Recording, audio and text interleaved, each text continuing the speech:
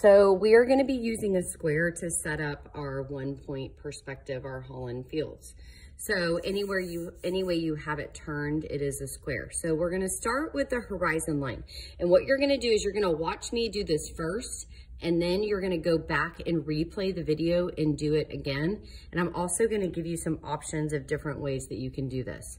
So you're gonna put your finger on the middle of the side of your paper and you're gonna make a mark, okay?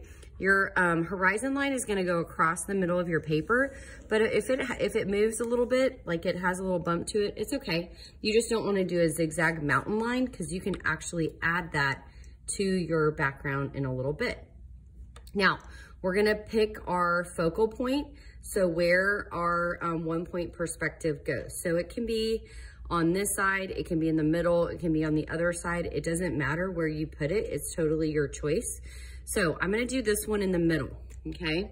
Now, using a ruler, everybody thinks is super, super easy, but it's actually, there's some kind of easier ways to use a ruler. So what I always say is put your pencil on the dot, put your ruler up against the pencil, aim for where you want your line to go, and then you're gonna drag and connect to that point, okay? So there's our first line.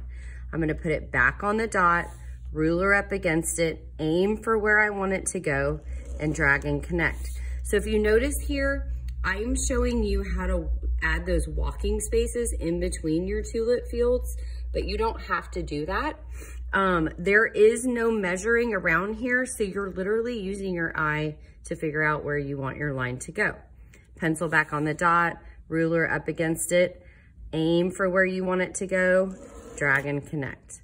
And you're gonna keep doing that all the way across to the other side. So obviously I'm doing a pattern here.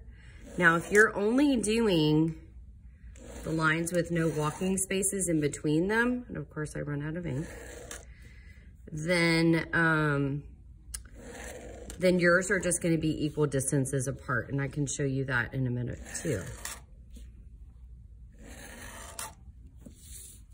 Now, sometimes you have to change the way that you're holding the ruler, and I love these rulers because you can actually see through them, and so it makes it a lot easier. And notice that every time I'm using the ruler, I'm holding down the ruler with more than one finger.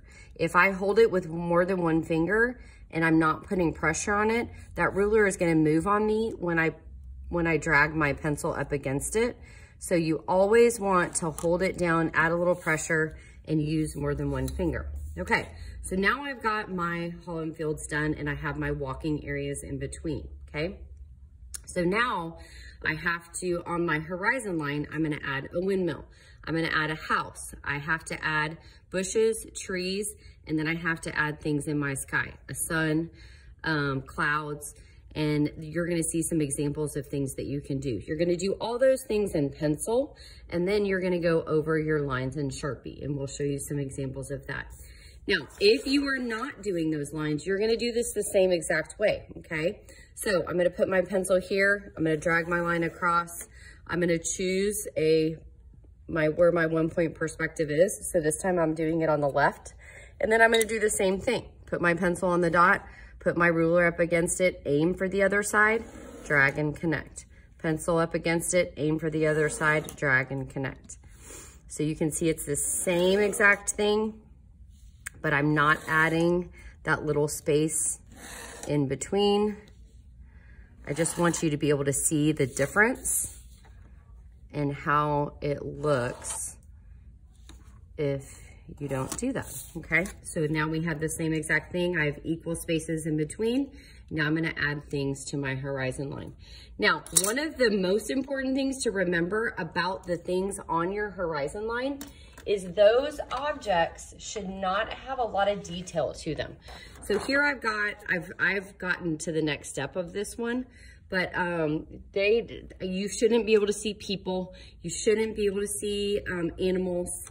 So we're not gonna add that to it. I do have a house, but notice I have a pattern on the house.